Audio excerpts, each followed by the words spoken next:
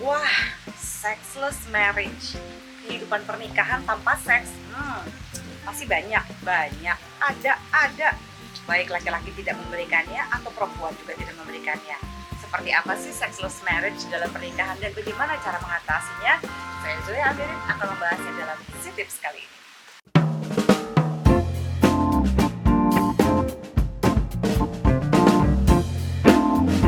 Hai friends, ketemu lagi dengan saya Zoe Amirin dalam Si Tips. Si Tips kali ini saya akan membahas sexless marriage atau kehidupan pernikahan tanpa seks. Pasti banyak yang ngilu dengarnya atau banyak yang kayaknya kehidupan pernikahan saya tuh Mbak Zoe ya. Oke, friends, kita lihat sama-sama ya. Apa sih dasar-dasar yang sehat bagi sebuah pernikahan atau relationship?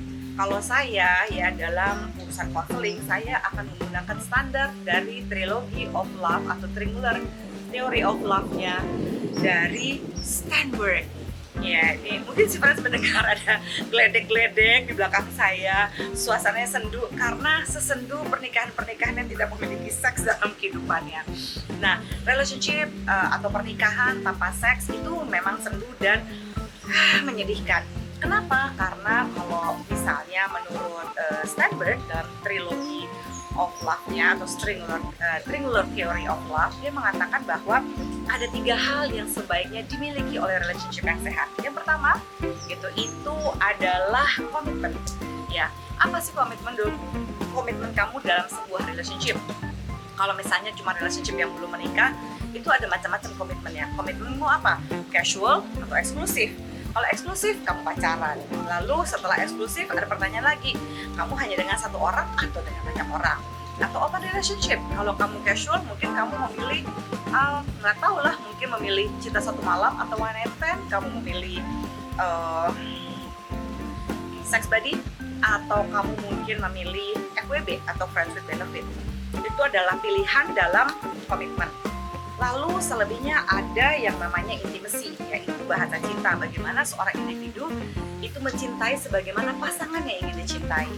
Lalu ada juga passionate. Passionate ini artinya ada upgrade di secara seksual atau bisa grow in love bareng. Kalau kita berbicara dalam konteks pernikahan, komitmen itu harus jelas. Pertama, tidak boleh diasumsikan. Jadi kita menikah, apakah sudah pasti kita akan menikah dan monogami? Wah, itu harus dibahas sih friends sama pasangan. Buat mereka yang akan mempersiapkan pernikahan, itu harus dibahas supaya jelas komitmen kamu apa, monogami, poligami, polyamory, ataupun open relationship, atau enggak, saya mau eksklusif, kamu dengan saya dengan kamu. Tidak boleh diasumsikan sih friends. Lalu kita berbicara mengenai intimacy, bagaimana ya hubungan itu membuat kita saling merasa dicintai. Nah, kalau kita juga berbicara lagi akhirnya tentang passionate, ya, yaitu gairah. Seks itu adalah satu untuk bikin anak, untuk proses reproduksi. Tapi sayangnya yang bisa bikin anak belum tentu bisa bikin anak, iya nggak sih friends? Nah itu akhirnya masuk pada tujuan seks yang kedua, yaitu adalah rekreasi. Rekreasi itu bagaimana kita saling menikmati seks, jadi antara suami dengan istri dalam konteks pasangan heteroseksual. Lalu setelah itu ada relasi gitu misalnya. Relasi itu adalah bagaimana saya merasa terkait, terintegrasi, connected, dan terkoneksi secara seksual dengan pasangan seks saya. Nah gini, kalau sampai ada orang yang bilang, apa sih alasan sampai ada sexless marriage? Sexless marriage yang dalam konseling saya itu biasanya kita berbicara mengenai mereka-mereka yang mengalami perempuan-perempuan yang mengalami vaginismus. Ya, vaginismus adalah ketika prianya mencoba melakukan penetrasi, itu perempuannya kesakitan luar biasa. Nah, vaginismus ini adalah involuntarily muscles ya pada vagina.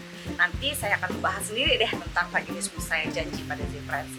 Nah, kalau ada masalah vaginismus itu kan harus berkonsultasi. Lalu kedua, bisa jadi juga ada masalah ya ketakutan ketika akan berhubungan seks, misalnya pada sisi perempuannya. Laki-lakinya mengalami stres sehingga mengalami disfungsi ereksi, ketidakmampuan untuk mempertahankan ereksi, lalu terjadi ejakulasi prematur atau ejakulasi yang tertunda. Ya, itu karena banyak faktor, misalnya dulunya sering nonton film porno, atau misalnya pernah mengalami baik laki ataupun perempuan pelecehan seksual, atau pernah di abuse pada masa kecilnya sehingga dia mengalami ke-trigger gitu ya, dan saat ini ketika akan berhubungan seksual susah. Itu semuanya kalau masalahnya ada seperti itu. Tapi yang paling menyedihkan sih friends, ketika sudah digali ternyata tidak ada masalah vaginismus, ketakutannya juga tidak ada, lalu trauma masa kecil dan sebagainya, trauma abuse tidak ada juga, stres iya sebenarnya bisa dikelola, tapi sudah mati rasa. Nah, ini baik laki-laki ataupun perempuan bisa mengalaminya.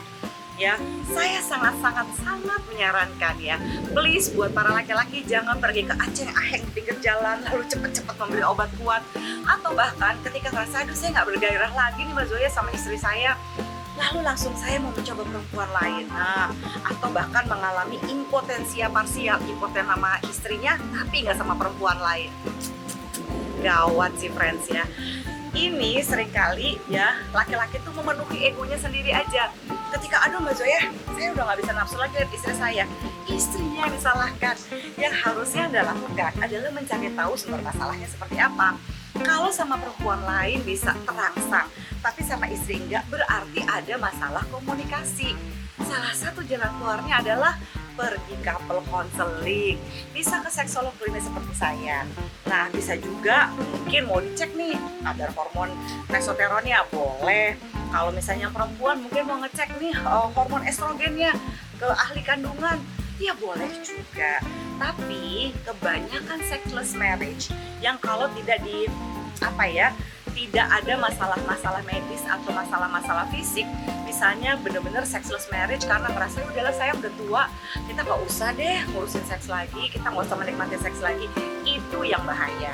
Jadi kalau misalnya Anda merasa aduh saya sudah kurang merasa tertarik lagi sama orang yang sama, saya kayaknya ngerasa kurang tidak attractive sexually, saya juga ngerasa kayaknya sudah tidak bergairah seks sama sekali, begini-begini aja, apalagi tidak ada masalah-masalah fisik atau komorbid gitu ya istilahnya yang menghantui si friends kalian. Please jangan pernah malu-malu ya untuk meminta bantuan. Bagaimanapun juga kebahagiaan di dalam rumah tangga Anda ada di tangan Anda.